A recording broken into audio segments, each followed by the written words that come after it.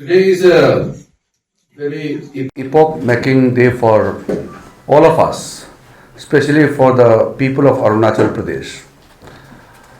The dedication of 254 4G towers to the people of Arunachal Pradesh by the Government of India is no less than a beautiful gift by Honorable Prime Minister Modi ji to the loving people of Arunachal Pradesh.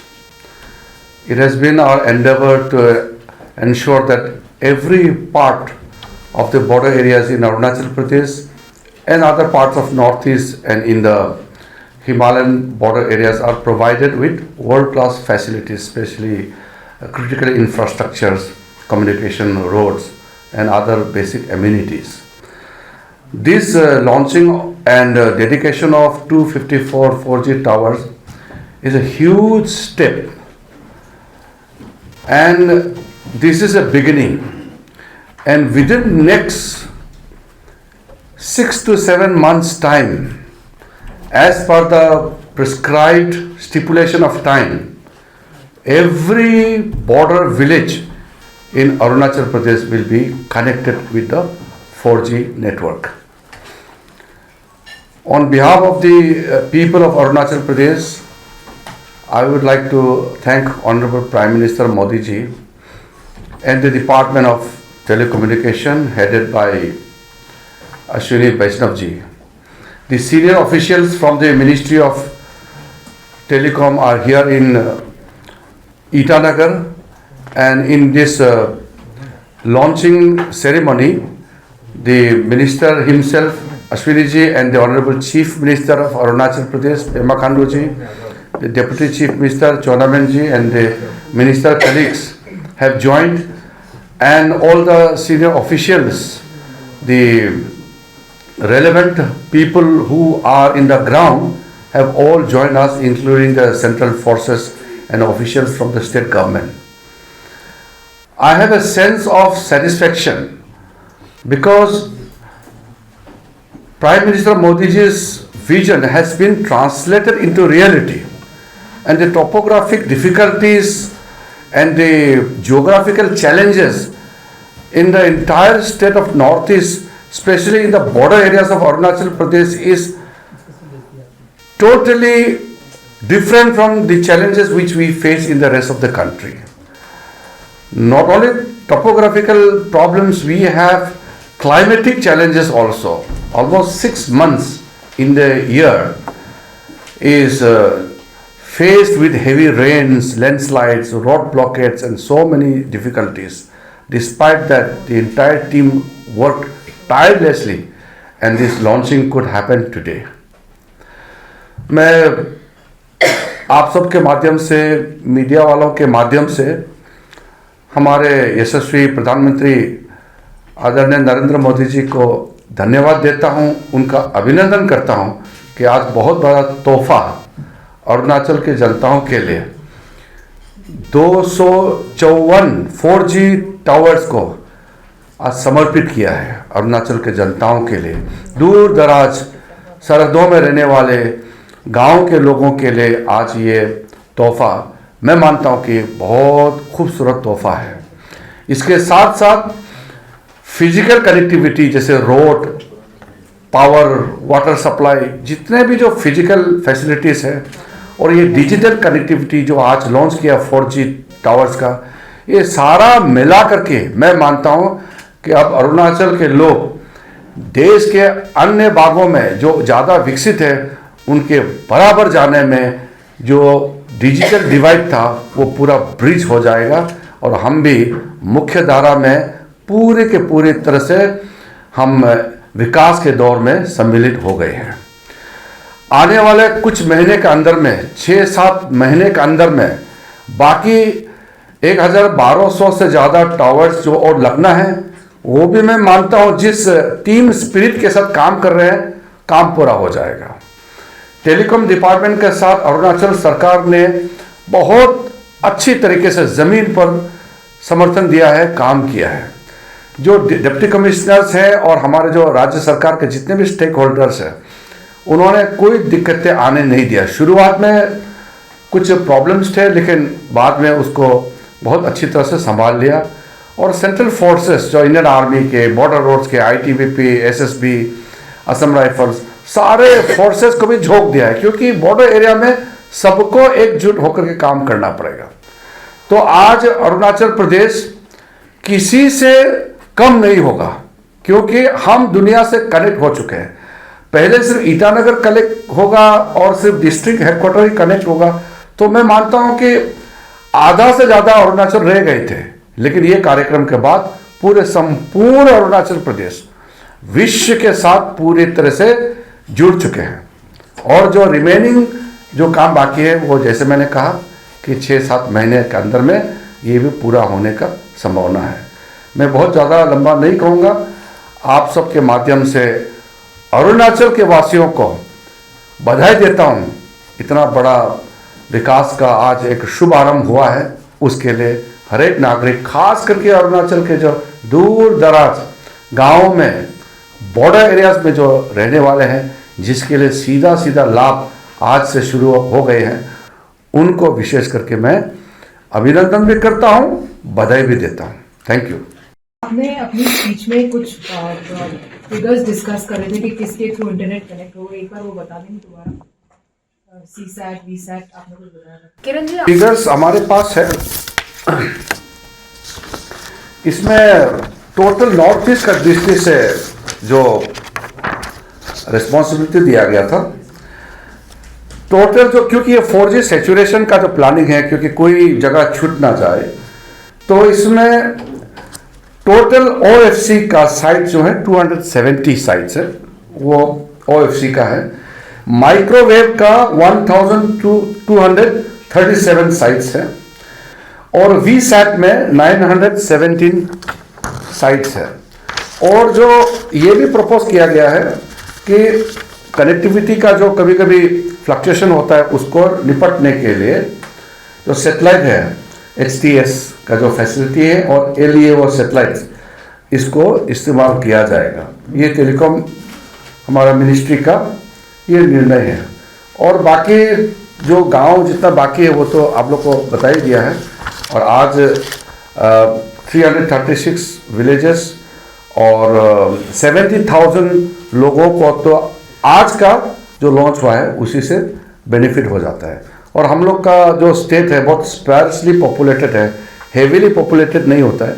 सब अलग अलग पहाड़ों में, नदी का किनार, बहुत दूर दूर में गांव रहते हैं। तो इस हिसाब से गांव का फिगर्स बहुत ज़्यादा होता है, हमारे यहाँ पॉपुलेशन कम होता है। तो आपको लगेगा कि 70,000 कम है, ये 70,000 फिगर कम नहीं है अरुणाचल के लिए, ये बहुत बड़ा एरिया को ये कवर करता है। Sir, Prasun from PTI. Out of 336 villages, how many of them are located at LAC? See, in the recent Vibrant Villages program launching time, you must have heard, nearly 85% of the total villages launched in the first phase are in Arunachal Pradesh, 455. Most of these villages are in the border areas only.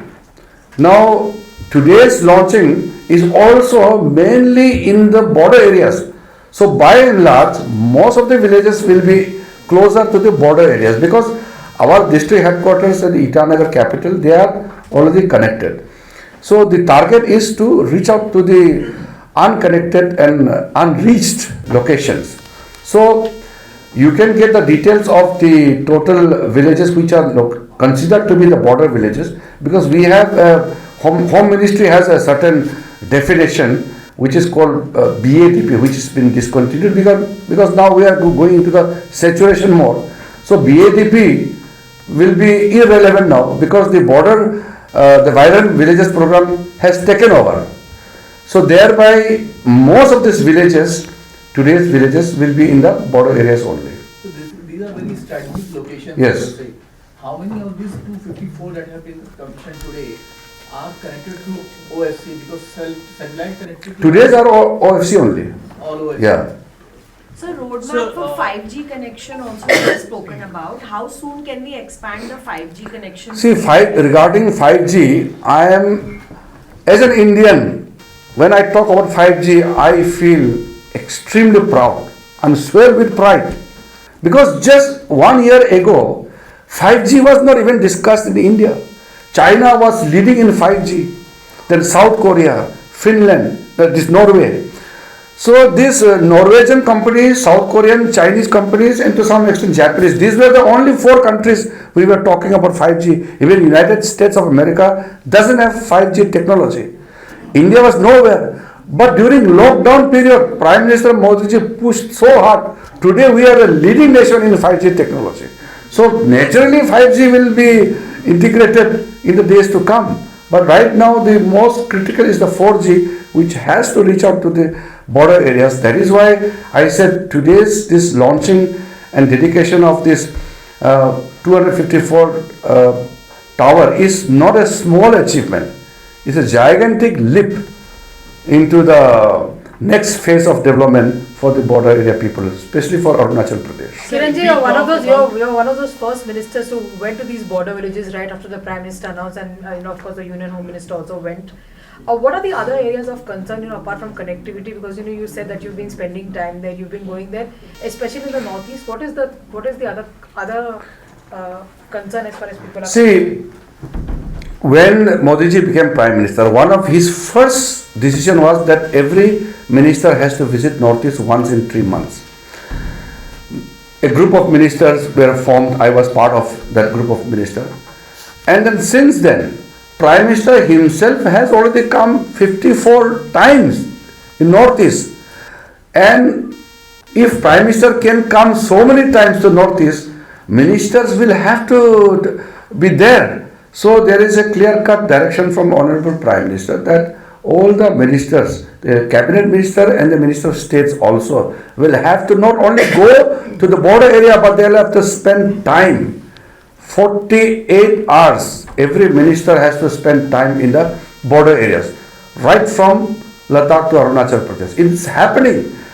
It is unthinkable even a few years back that the ministers are spending time in the border areas. We are not here for luxury. We are here to serve the people, and we are not doing a job. We are doing services.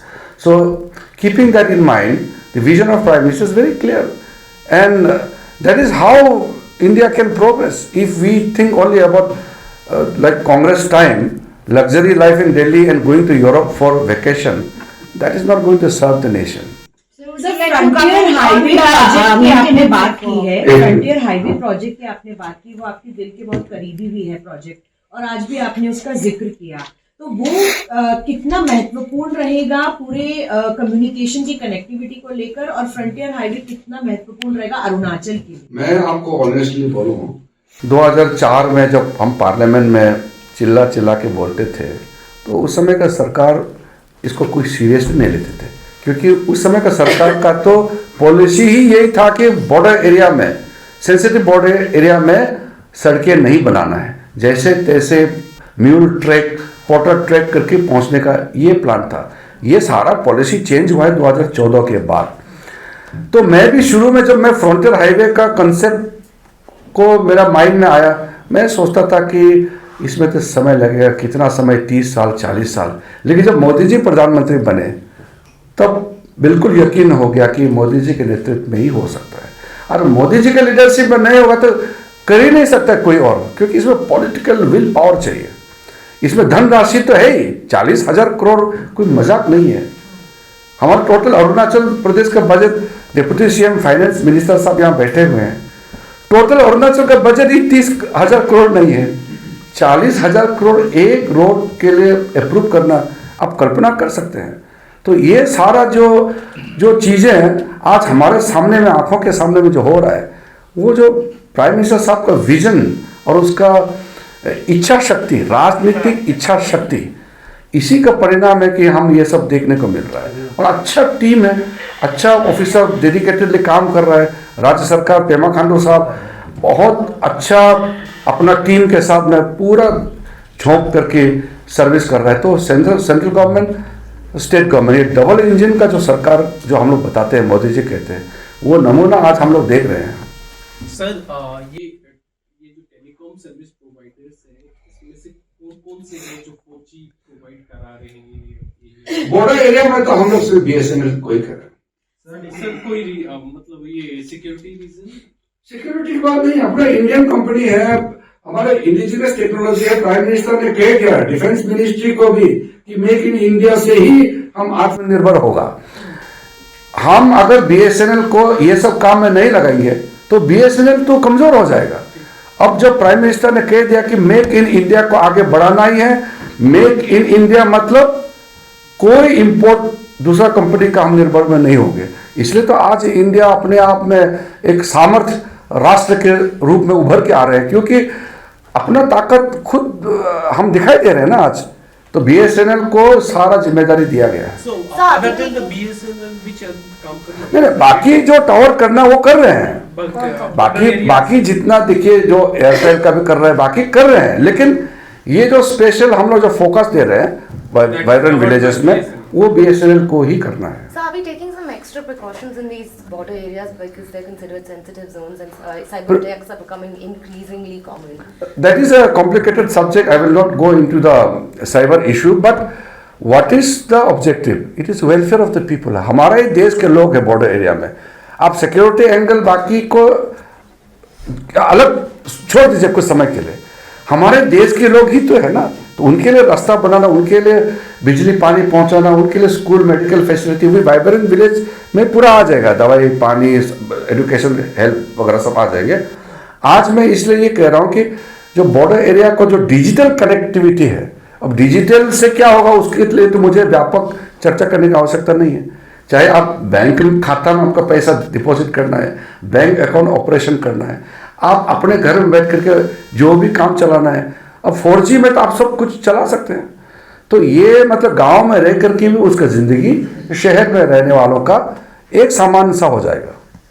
इसलिए इसको बोलते हैं digital divide को हमने खत्म किया है, ये ब्रिज है। Maintenance of this towers is also a very big thing. अभी जो प्रीवियसली जो टावर्स जो पहले लगा था, some of those towers are not working in some of the villages. इसलिए मैंने अपना स्पीच में मैंने जिक्र किया कि बिजली के लिए बिजली विभाग, सोलर का पावर का जो फैसिलिटीज़, रास्ता ट्रांसपोर्टेशन इक्विपमेंट खराब हो गया उसके लिए सड़कों के माध्यम से कैसे पहुंचाना, तो जितना जो स्टेक होल्डर्स है उसको हमने एकजुट में लाया। वो कारण ही ये है कि हमारा अगर आईटीबीपी है तो आईटीबीपी को भी तो इस्तेमाल करना है, गांव का लोग हैं तो उनको भी इस्तेमाल करना है, तो बीआरओ का काम है रास्ता बनाना, तो उनको भी ये फैसिलिटी का इस्तेमाल करना है। तो सारा स्टेक होल्डर एकजुट होने से मेंटेनेंस का जो इशू है वो इशू नहीं रहेगा। अगर आइसोलेटेड हम लोग काम करेंगे अपने अपने, तो फिर वो एक दूसरे का निर्भर में रह जाएंगे, फिर कोई माँ बाप नहीं होता है प्रोजेक्ट का। ब्रिज बन गया, उसका कोई मेंटेनेंस नहीं होता, तो फिर कैसे चलेगा। तो इसलिए प्राइम मिनिस्टर ने क्लियरली बार बार कहा ना कि whole of the government approach, इसलिए हम लोगों ने सारा स्टेक होल्डर्स जो भी है सबको इसमें सम्मिलित किया है। आज आए हमारे फोर्सेस के ऑफिसर लोग ये सब आज के कार्यक्रम में आए ना, और आप देखिए अभी मैं कुछ दिन के बाद मैं कुछ बॉर्डर विलेजेस जाने वाला हूँ, फिर तो मैं खुद टेस्ट करूँगा, मैं खुद मोबाइल ले जाऊँगा, मैं खुद गांव वालों के साथ बैठ करके हम खुद ये सारा फैसिलिटी को टेस्ट करूँगा। Sir, what are the other challenges apart from land procurement, as Chief Minister mentioned in his speech? What are the other challenges apart from land procurement? Because basically maintenance is a big issue, and also the locations are, very difficult areas. So anything can happen anytime. That is why if everybody is together, civilian and the forces and all other agencies, if everybody is together, then any issue can be handled and any problem can be tackled. So This being issues, there has been a delay in the delay initially was mainly for the land acquisition. So that is why I had mentioned it that. So there has been a few regions where there are complaint of network installation, where the land procurement. There will be no problem now. Land procurement, the process has been already done. Yes. They are waiting for the internet connectivity. That is why I am The saying place is still- now it is on a mission mode. What you are pointing out is correct. Those problems are already identified and we have now moved ahead. When can we expect the internet to be there? Because last year 2000. I have given a timeline. Yes. Mission 500 is a target. Prime Minister has already said it. it is our duty to make it happen within that period.